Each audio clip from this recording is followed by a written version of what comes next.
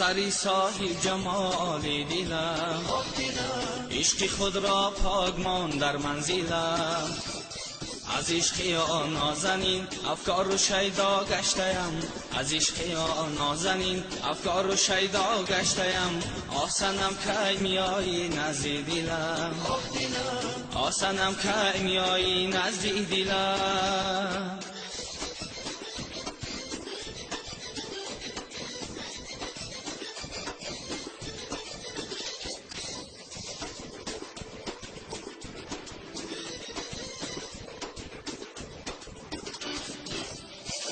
از دیدن روی تو دلم شاد شود، از سینه زیبندی غوص آزاد شود. اظهار نمودم به تو راضی دلم، باشد که دلی خراب آباد شود.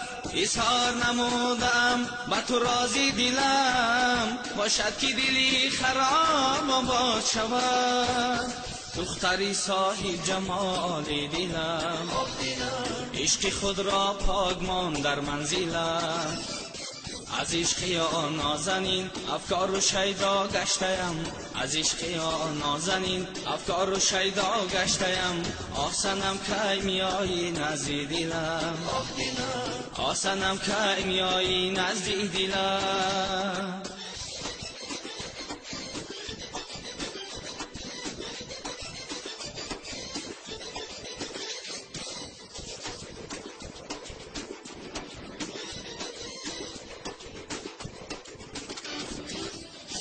با درد آمد دلم دانی دوا چیست، طبیبی آزی که دردی دلم چیست.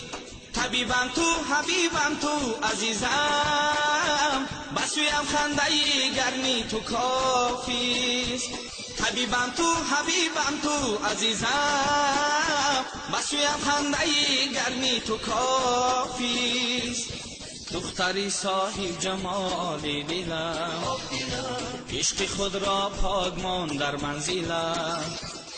از عشق یا نازنین افکار و شیدا گشتم، از عشق یا نازنین افکار و شیدا گشتم.